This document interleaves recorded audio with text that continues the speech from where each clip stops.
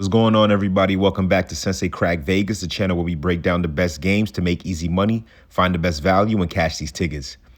All right, we went 2-10-1 with all the Discord plays. We went 8-10-1, and I just got them. Shout out to my boy still winning in the Discord. We just hit a two-man Jordan Walker, Bryce Harper home run plus 18 something. That just cleaned up everything. I'm not going to front. There's always a first time for everything. This is the first time we've taken a loss in the 3 weeks since I've started this channel. All right. It should have been 2-9. We know the risks. It is what it is. A 3-week run was crazy. So I'm going to say it again. You can call me Himothy. I'm him. I'm him Jones. I'm Himmy Neutron. Timmy Turner.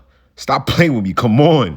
Can I get a sub, a like, and a comment, though? I've been feeding y'all some sauce. I'm in the kitchen like there's a spill on the floor. Come on. Red Sox first 5 run line did not cash. The regular Red Sox run line did not cash. Jake Bennett, he sold in the top of the 5th with 2 outs, up 2-1 to lose the first 5, 3-2. Jake Bennett was looking like Jake from State Farm. Jake Bennett was out there pitching like Jake the Snake. I don't understand this man. I hate this man. You know what? Moving on. The A's team total under did not hit because Jake couldn't keep his water down. The LA Dodgers first 5 was a push. They can't score. No one could do anything. The first 5 under was free. The full game under, it's 1-0 free. Seattle team total over cashed. Thank you, Jordan. Thank you. The first 5 money line and the run line, whichever one you played, didn't hit. The Cardinals money line. No, they definitely lost. No, that game's still going on. The Reds' first 5 money line did not hit. Chase Burns, you got the perfect name, bro, because you stay getting fried like chicken. When there's a team stacked up with lefties, he be looking like Thanksgiving dinner out there. I don't understand this man. Braves' first 5 did not hit. They were up 1, got cooked by Chris Sale. Your name perfect too, because you were selling. Salesman of the year. Braves money line didn't hit. Braves, the first 5 under didn't hit.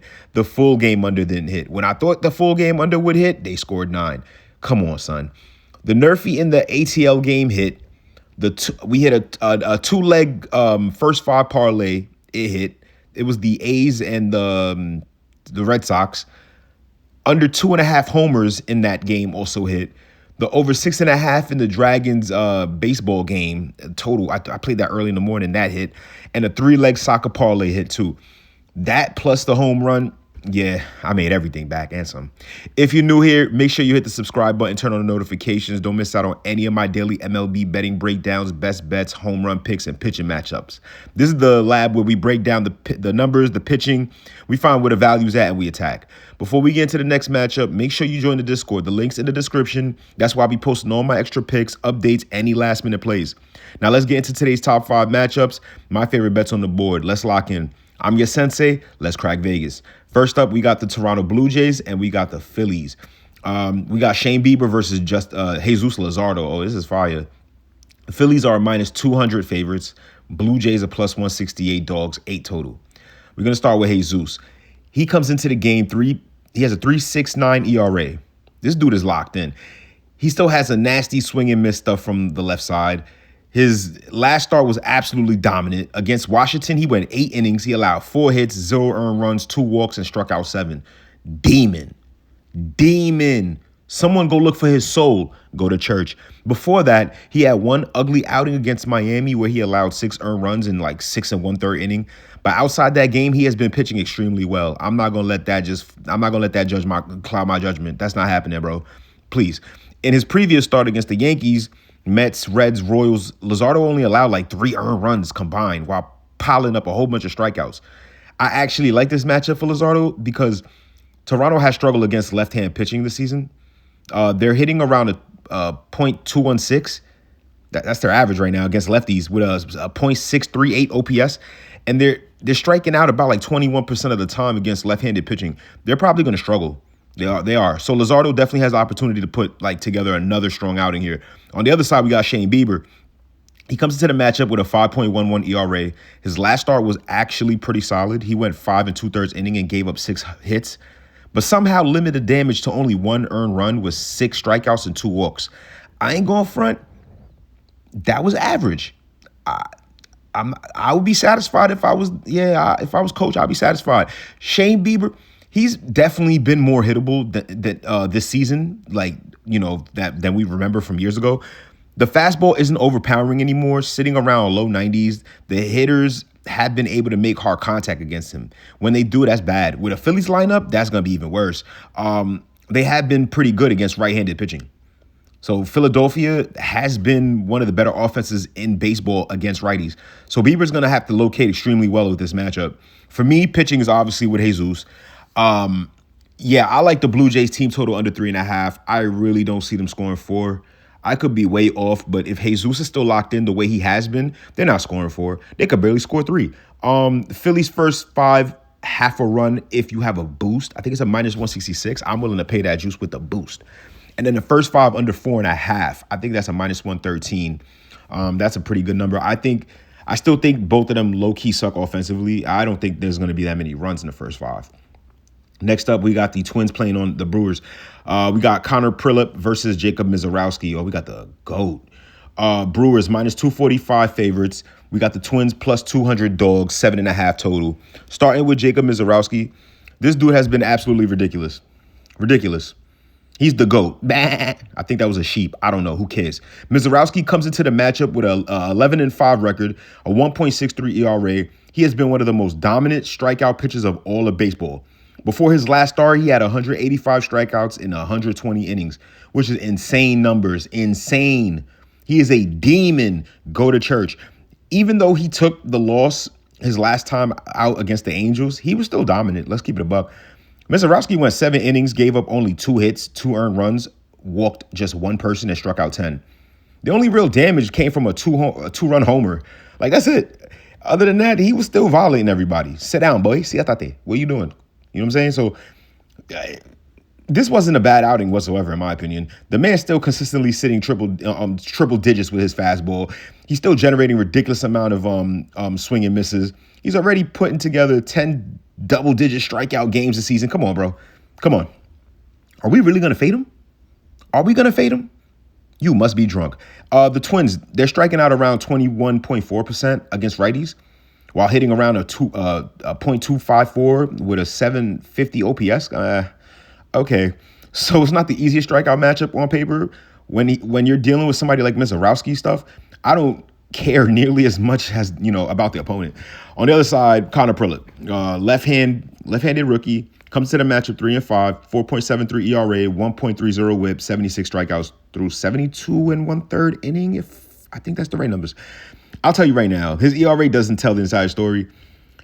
His FIP is only at 3.73, and he's averaging around 9.5 strikeouts per 9 innings.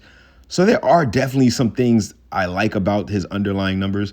His last recorded start before his matchup was actually good. He went against I think it was Oakland. I think it was the A's.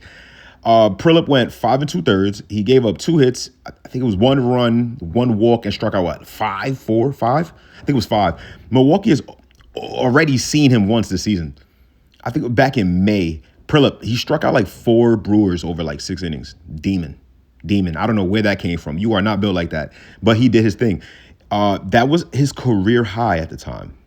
I'm not going to automatically assume Milwaukee is going to destroy this kid, but he has a 4.73 ERA. Jacob Misiorowski is on another level. That's it. Simple. I'm going to go with the Twins team total under. I think if it's 4.5, I'm taking that. If it's a little juicy, I got a boost. I might hit that too. I get boosts for days. So I hope you guys do too. If not, then if you don't like the number, just skip that bet. It's probably not even worth it. I also like the first 5, half a run with a boost. If not, probably take the 1.5. I'll probably take the 1.5. I really don't think the Twins are going to do anything. Offensively, they're dirt. The Twins are dirt. Get a shovel. You got to go dig them holes. Next matchup, we got the Braves and the Yankees. We got Grant Holmes versus Cam Schlittler. Yankees, -154 favorites. ATL plus 128 dogs, 8.5 total. We got Cam Schlittler. All right, he's been one of the best pitchers in baseball. I really can't say too much. He comes into the match 10-6, 2.07 ERA, a ridiculous 0.93 WHIP, 157 strikeouts through 130 and one-third inning. This man's lights out. That's it. You can't touch him. What are you doing? ¿Qué tú haces? Nada. Sit down. The man is lights out like I forgot to pay the bill this month and they shut it off. What? He comes out that comes 11 strikeouts per 9 innings. Bro, what are we doing? What are we doing? Like, you might as well just come at bat and go sit back down. You're not going anywhere with him. What really stands out is his command. Schlittler has only 25 hitters. He's only walked 25 hitters all season. That's wild. You're talking about elite strikeout stuff without giving anybody free bases. Now, Atlanta, definitely not an easy matchup. Let's be real. Come on now. Offense is demon-like.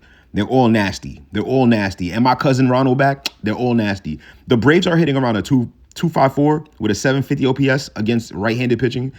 They're only striking out around 21.4% of the time against righties. They're not necessarily a team I love to blindly target for strikeout props, but Schlittler's stuff is good enough. I ain't gonna lie. It's good enough. This dude has velocity, tons of swing and miss stuff. He's been pitching like a legit ace. Now on the other side, Grant Holmes, 6-4, 3.79 ERA. He has been manageable, in my opinion. He gets the job done. He clocks in and goes home. That's it. He clocks in, clocks out, dip. Go to the crib. Your family waiting for you. He's actually been pretty solid.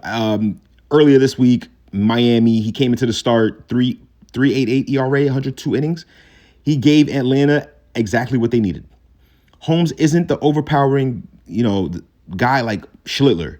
He can generate strikeouts to keep the ball on the ground when he's locating. The problem is the matchup.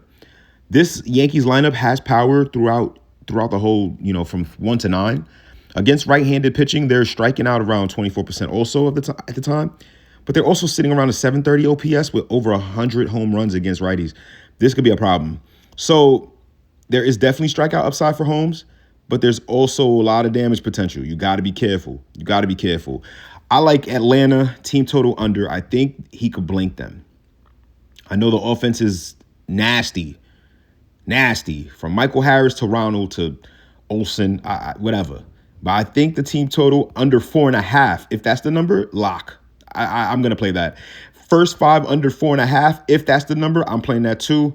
And I also like Yankees on the first 5. So if anyone really likes the Yankees, I suggest the first 5. I believe the Yankees will get to Grant Holmes before Braves will get to Schlittler, in my opinion.